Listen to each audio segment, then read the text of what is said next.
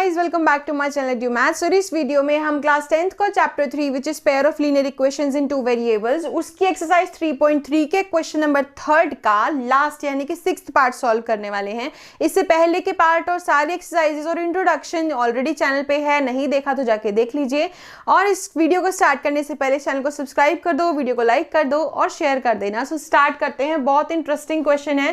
ज्यादातर बच्चों को इस तरीके के क्वेश्चन में प्रॉब्लम आती है जो एज से रिलेटेड होते हैं, लेकिन उसका एक बेस्ट तरीका बताती हूं, best way of doing age related question. See, अभी हमेशा की तरह हमें इस क्वेश्चन में क्या करना है, जो इस पूरे क्वेश्चन का पार्ट था कि हमें इस वर्ड प्रॉब्लम को इक्वेशन में कन्वर्ट करना है इन टू वेरिएबल्स। दो इक्वेशन बननी है, two equations in two variables, क्योंकि pair of linear equations in two variables तो चैप्टर का नाम ही है।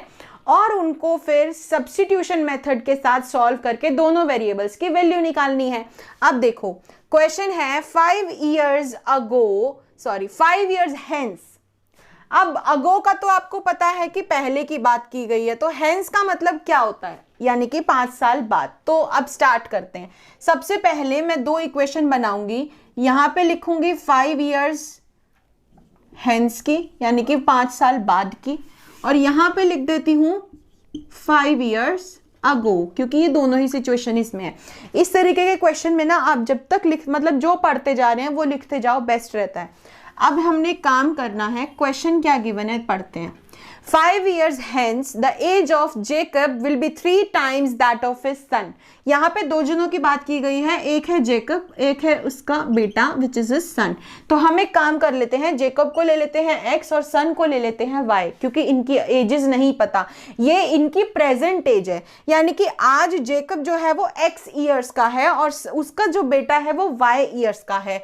अब हमें कुछ कंडीशंस गिवन है, हम यहाँ पे लिख लेते हैं। अब ठीक है, ये तो सिर्फ एक जो हमने लेट किया था ना, let the age of the present age of Jacob as x and the present age of son as y।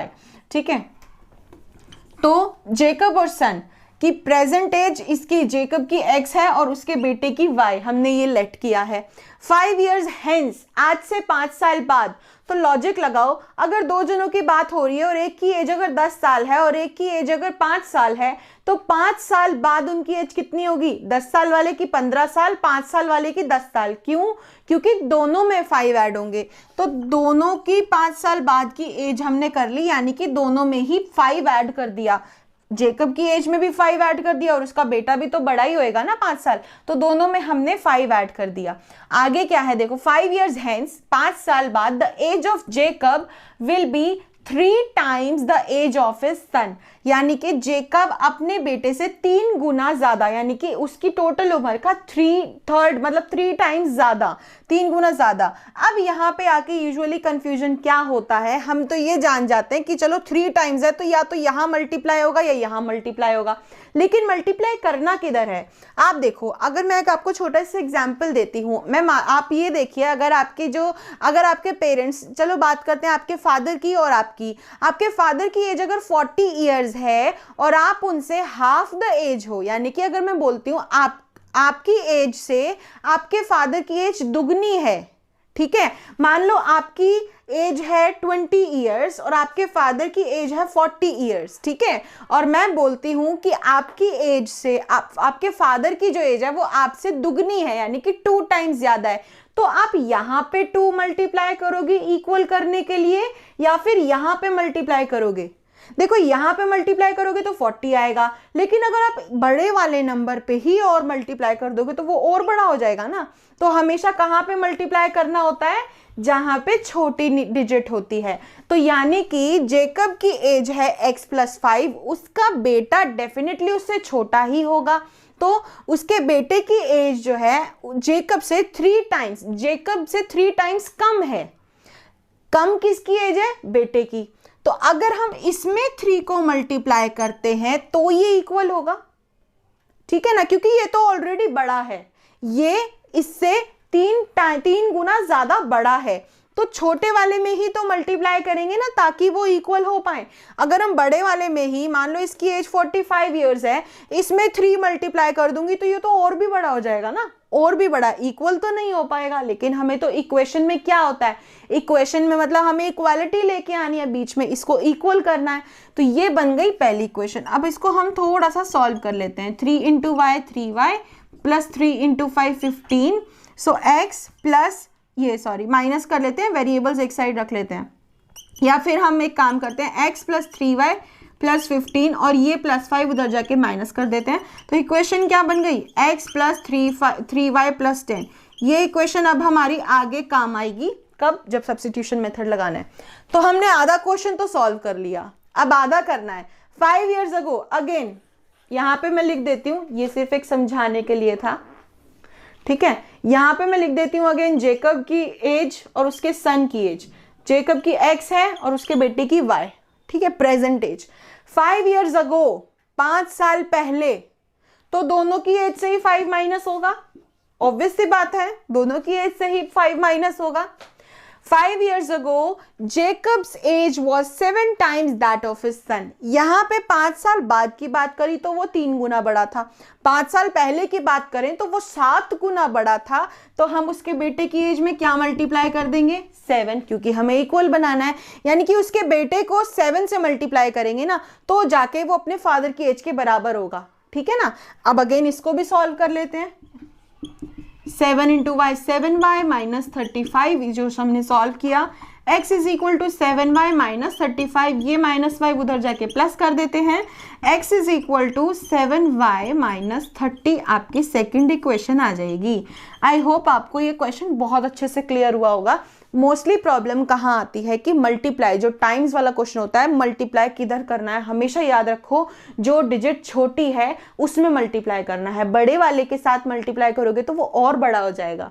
तो हमें इक्वल करने के लिए छोटे वाले को मल्टीप्लाई करना होता है। तो अब दोनों इक्वेशन आ गई। अब मैं इसको इरेज करके इक्वेशन लिख के आपको सब्स्टिट्यूशन मेथड से उसकी वैल्यू निकाल के दिखाती हूँ। एक्स और वाई निकालना है, उनकी प्रेजेंट एज निकालनी है। आगे क्या लिखा है, what are their present age, present age क्या ली है, एक्स और वाई। अब हम वो निकालते हैं। Now guys, हमारे पास दो इक्वेशन है, x is equal to 3y plus 10, x is equal to 7y minus 13। Substitution method में सबसे पहले क्या करना होता है, देखो हमने ऑलरेडी इसमें क्या है, x की फॉर्म में ही है। अगर x की फॉर्म में नहीं होती तो हम एक साइड x को करते हैं, बाकी साइड हम दूसरी साइड लिख देते हैं। अब हमें क्या करना है, इस x की जो वैल्यू है वो दूसरी इक्वेशन में x की जगह लगानी है, ठीक है। यहां पे मैं लिख देती हूं substituting value of x in equation 2 from equation 1। Substitution method जरूर मेंशन करना है आपको, ठीक है। वो मैंने इस तरीके से कर दिया, आप किसी और तरीके से चाहते हो वो भी कर सकते हो। तो हमें क्या करना है, इक्वेशन 1 की x की वैल्यू जो कि है 3y प्लस 10, वो हमें इस x की जगह लिखनी है, क्योंकि x के इक्वल है तो मैं यहां लिख सकती हूं इज इक्वल टू में 7y माइनस 30। अब इसको सॉल्व करते हैं। देखो 7y, ये 3y मैं उधर जाके माइनस कर देती हूँ, ठीक है, या फिर सिंपल करते हैं इसको, एक साइड हम लेफ्ट हैंड साइड पे रख लेते हैं। 3y प्लस 7 है, इधर आके माइनस 7y हो जाएगा, ये माइनस 30 है, ये प्लस 10 दूसरी साइड जाके माइनस 10 हो जाएगा। प्लस माइनस माइनस 7 माइनस 3 4, लेकिन माइनस का साइन आएगा क्योंकि बड़े वाला नंबर क्या है 7, और बड़े वाले नंबर के साथ जो साइन होता है वही हमेशा आंसर में आता है। माइनस माइनस प्लस आ गया माइनस 40, माइनस से माइनस तो कैंसिल ही करा, y की वैल्यू आ गई 40/4, कट करा तो 10 ईयर्स, यानी कि जेकब के सन की जो एज है वो है 10 साल। वाई किसको लेट किया था हमने, जेकब के बेटे को, सन को। तो अब क्या करना है, इस वेरिएबल की वैल्यू को यहां पुट करना है y की जगह। y आ गया तो दूसरी इक्वेशन में, जिस इक्वेशन से y की वैल्यू आई है उससे दूसरी इक्वेशन में, तो यहां लिख देते हैं putting the value of y in equation 1। तो x is equal to 3, y की जगह लिख दो 10 plus 10, x is equal to 3 30 plus 10, x की वैल्यू आ गई 40 ईयर्स। यानी कि जेकब की एज, हमने जेकब को क्या लेट किया था, x लेट किया था, एक्स कितना आया है 40 ईयर्स, तो जेकब की एज आ गई 40 ईयर्स, और उसके बेटे को हमने लेट किया था वाई और उसकी एज है 10 ईयर्स। तो अब ये फाइनल आंसर आपके पास आ गया। बिल्कुल आसान क्वेश्चन है, इक्वेशन बनाना थोड़ा सा टिपिकल लग सकता है लेकिन वो भी बहुत अच्छे से समझा दिया गया है, और सब्स्टिट्यूशन मेथड तो आप करते ही आ रहे हो। सो अगर आपको इतने आंसर पे पहुंचने के बाद भी अगर एग्जामिनेशन हॉल में बैठे और आपको लगा है कि आंसर गलत हो सकता है, तो आप एक काम करो, इन दोनों को एक्स और वाई की वैल्यू को दोनों इक्वेशन में पुट करके देख लो, आपका आंसर दोनों साइड इक्वल ही आएगा। ठीक है, जैसे कि वाई की वैल्यू 10 है, एक्स की 40 है, 7 इंटू 10 70 माइनस 30 40, तो दोनों साइड इक्वल आएगा। इसी तरीके से आपको पता चल जाएगा कि आपका आंसर ठीक है या नहीं।